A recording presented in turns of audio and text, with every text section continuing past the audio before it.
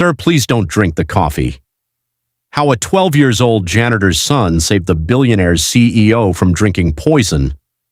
The coffee was already poured, was sitting on the edge of a mahogany desk on the 47th floor of the tallest building in the city, in a white porcelain cup with a small curl of steam rising from the surface. It smelled exactly the way it always smelled on a Wednesday morning. Dark roast, a whisper of vanilla, the kind of coffee that costs more per pound than most people spend on groceries in a week. Before I go any further, I want you to hit the subscribe button so the next story finds you, share with someone who needs to hear it today, leave a comment and telling us where you are watching from. Richard Cole had been drinking the same coffee at the same desk at the same time every morning for 11 years. He was reaching for it when he heard the voice. It came from the doorway, small, quiet, almost nothing. Sir, please don't drink that. Richard stopped. He turned slowly toward the door the way a man turns when he is not sure whether he heard something or imagined it. And standing in the doorway of the most powerful office in Cole Industries, with one hand resting against the frame and both feet planted like he had decided something that had taken everything he had to decide, was a boy. 12 years old, wearing a gray shirt that was too big for his shoulders and sneakers that had been cleaned recently but were still coming apart at the left toe. His eyes were not the eyes of a child playing a game. They were the eyes of someone who had climbed 10 flights of stairs alone, stopped twice to catch his breath, and practiced what he was going to say on every landing because he needed the words to come out right. Sir, the boy said again, steadier this time. I don't think you should drink that coffee. Richard Cole put the cup down. Richard Cole had built Cole Industries from a single room above a print shop in Detroit when he was 27 years old, and had exactly $4,000 to his name and a business plan that 3 banks had already rejected. 33 years later, Cole Industries employed 14,000 people across 6 countries. It built the software that ran inside hospital systems, energy grids, and financial networks across 3 continents. Richard's name appeared on the Forbes list every year. His face appeared on the covers of magazines. His decisions moved markets. He was 60 years old and he had a known heart condition that his cardiologist monitored every 6 months, and he took 2 small white pills every morning with exactly 8 ounces of water, and he had been told by 2 different doctors to manage his stress carefully. He controlled everything in his world that could be controlled. He had a security team. He had a private elevator. He had a protocol for every possible crisis, a fire protocol, a data breach protocol, a media crisis protocol. He had thought of everything. He had not thought about the coffee. Every Wednesday morning at precisely 7:45, a member of the executive catering staff placed a white porcelain cup on the right side of his desk blotter.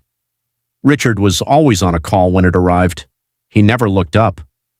He simply reached for the cup when his call ended and drank it the way a man drinks something he has never once had reason to question. 11 years, every Wednesday. He had never once looked at the person who brought it. His name was James Okafor, 12 years old.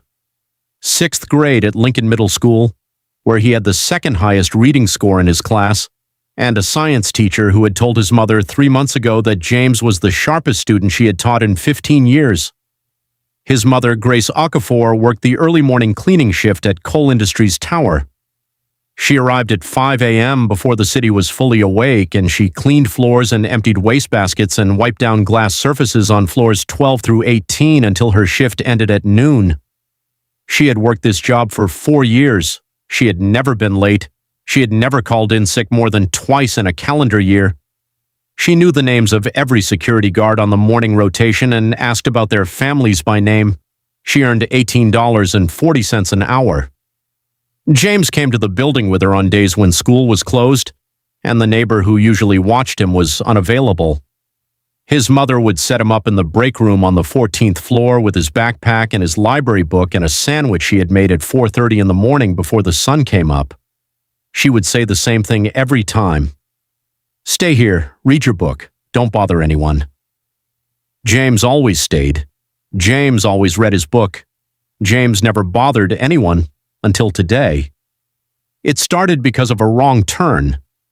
James had gone to find the restroom and taken the wrong hallway coming back, and instead of the break room, he found himself standing at the entrance to the executive catering corridor, a long, narrow hallway lined with stainless steel carts and silver-lidded trays, the kind of hallway that smelled like fresh coffee and warm bread, and the particular kind of quiet that belongs to places where important people are served.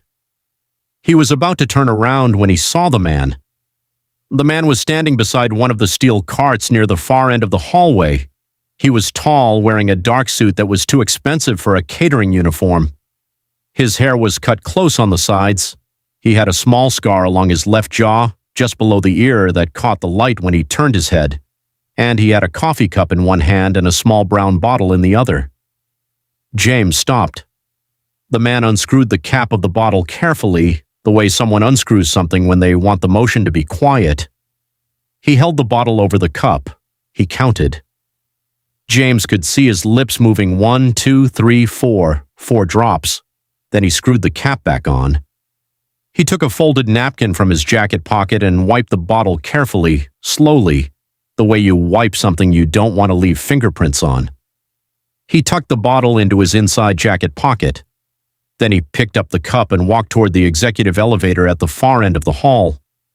James pressed himself against the wall. The man did not look back. The elevator doors opened. The man stepped inside. The doors closed.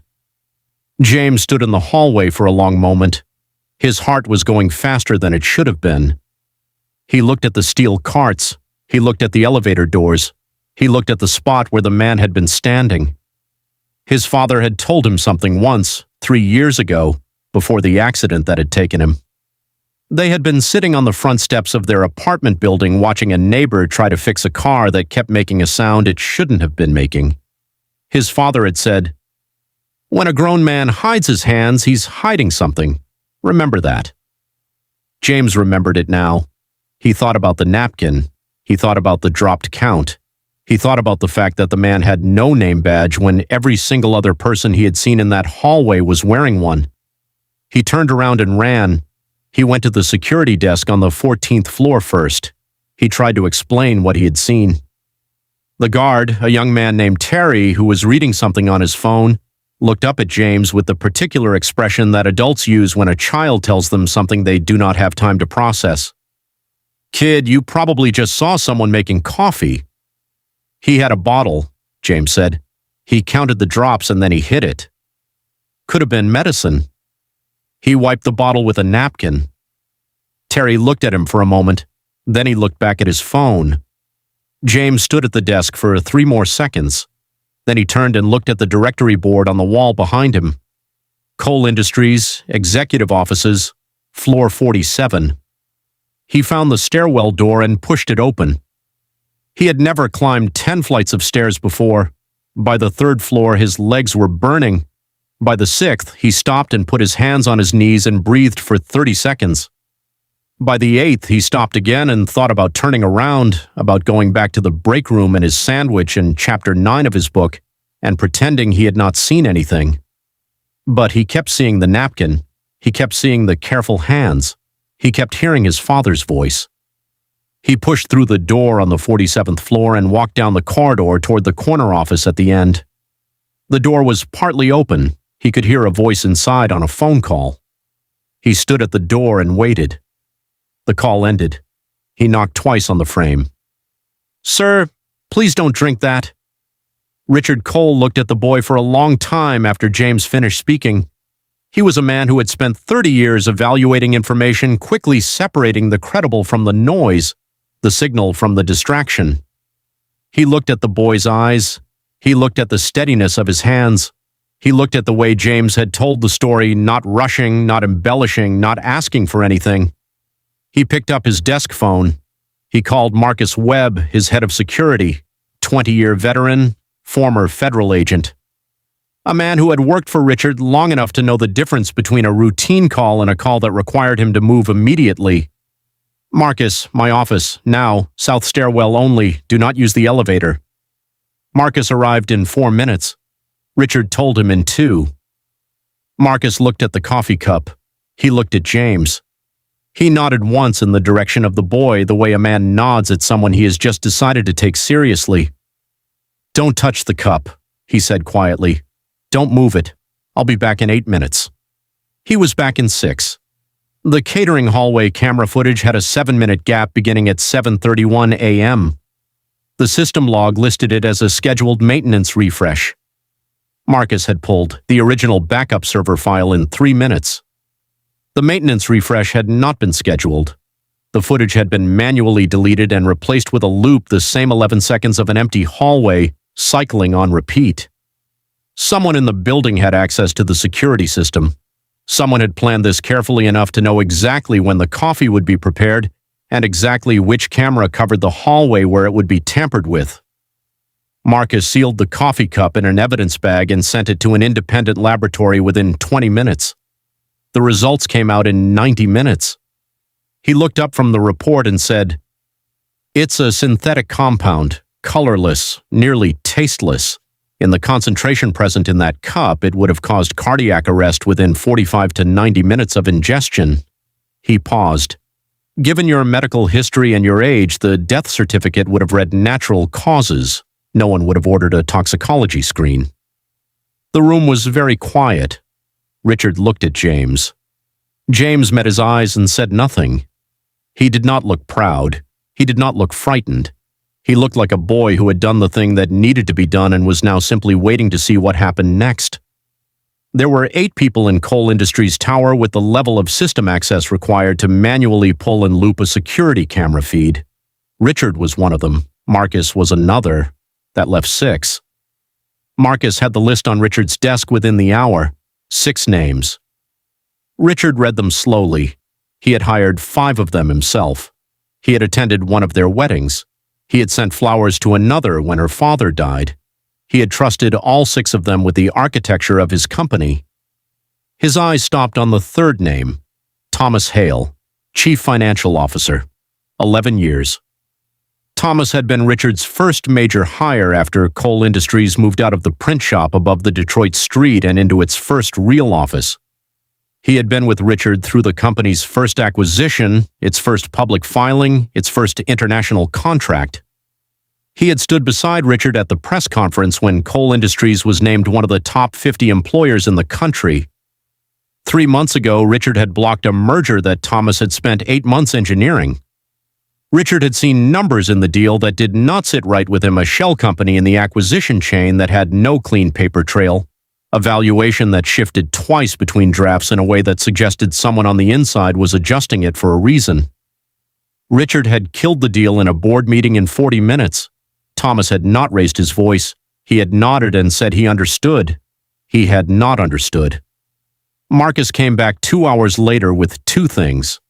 The first was a bank trail payments from a holding company that traced back to Thomas Hale, moving to a private contractor named Vincent Carver. The payments had begun 4 months ago. The total was $1.8 million. The second was a photograph. Thomas Hale and Vincent Carver at a corner table in a restaurant in a city 4 hours away, taken 6 weeks ago by a surveillance camera. Both men were leaning forward over the table. A coffee cup sat between them. They were not laughing. Richard looked at the photograph for a long time. Then he said, "Call Detective Reyes." Thomas Hale was arrested in his office on the 43rd floor at 5:20 p.m. He did not resist. He sat in his chair when the detectives came through the door, and he looked at the surface of his desk, and he did not say a single word. He looked like a man who had been waiting all day for a knock that he had known was coming. Vincent Carver was picked up at a private airfield 30 miles outside the city at 6:45 p.m. He had a one-way ticket to a country without an extradition treaty. The small brown bottle was found in the inside left pocket of his jacket. The charges were filed the following morning: attempted murder, conspiracy, hiring a contract killer, wire fraud, embezzlement.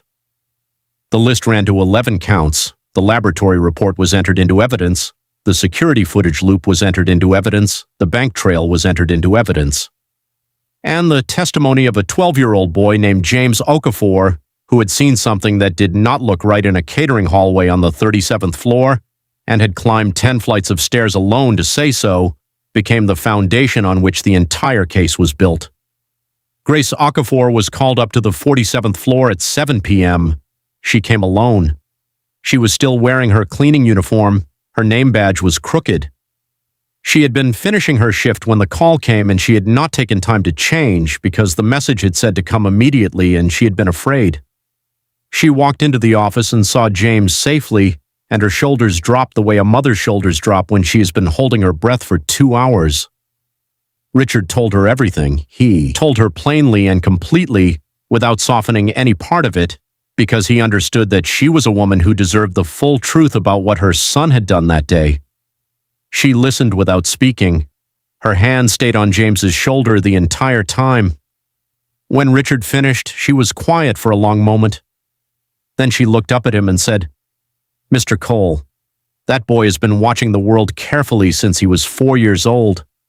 I didn't teach him to be brave. I taught him to pay attention. He did the rest himself." Richard nodded. "Mrs. Okafor," he said quietly, "I owe your son my life. I owe you something for raising the kind of boy who walks into a stranger's office to do the right thing when it would have been so much easier to walk away. I would like to pay for James's education every year, every school, for as long as he wants to learn. I would like to establish a trust in his name that does not depend on me being alive to maintain it. And I would like to offer you a position in this company at whatever level interests you, at whatever salary you name." She stood quietly for a moment. Then she said, "I don't need a salary from you, Mr. Cole. I have a salary. I earn it every day at 5 a.m. and I am not ashamed of it. But I will let you pay for his school, because that is for him, and I will accept the trust, because his father would have wanted him to have something his father couldn't give him." She paused. "We don't need to be rescued. We just needed someone to finally see us." Richard did not say anything for a moment. Then he said very quietly, "I see you, Mrs. Okafor. I should have seen you a long time ago." In the weeks that followed, Richard Cole did something that surprised everyone who worked for him. He learned every name, not the names of the executives, not the names of the board members. He already knew those. He learned the names of the people who cleaned his building, the people who brought his coffee, the people who drove the service trucks and ran the mail carts and stocked the kitchens on every floor. He started taking the stairs. He created a scholarship fund for the children of coal industries building staff, full tuition, any school, no academic requirements beyond basic enrollment. He named it the Okafor Fund. He did not ask Grace's permission before he named it. He asked her permission after, and she said yes with the quiet dignity of a woman who understood that some honors are given in the only language available. James Okafor started at a private academy in the fall. He was the sharpest student in his class by October. His science teacher called Grace in November to tell her that James had submitted a paper on water filtration systems for underfunded communities that she was submitting to a state competition. James won first place. Richard attended the ceremony. He sat in the third row in a plain gray suit with no security visible, and he watched a 12-year-old boy walk across a stage to accept an award. And he thought about a white porcelain cup and a curl of steam and a voice from a doorway that had been almost too quiet to hear. He thought about all the mornings he had reached for the cup without looking up. He thought about everything he had almost missed. There are people in your life right now who see everything. They clean your buildings, they drive your cars, they stock the shelves you reach past without looking. They gave you your coffee and you say thank you in the direction of the cup, and not in the direction of the person holding it. They are watching. They are paying attention. They are carrying information that could change your life or save it, if only you would slow down long enough to let them speak. Richard Cole was one of the most powerful men in the country. He had security teams and protocols and systems designed to protect him from every possible threat. What saved him was a 12-year-old boy in a too-big shirt who had nowhere to be and nothing to gain, and every reason to stay quiet. And he spoke anyway, because his father taught him that a man who hides his hands is hiding something. Because his mother taught him that paying attention is not optional, it is a responsibility. Because doing the right thing in his family was never the easy thing. It was just the only thing.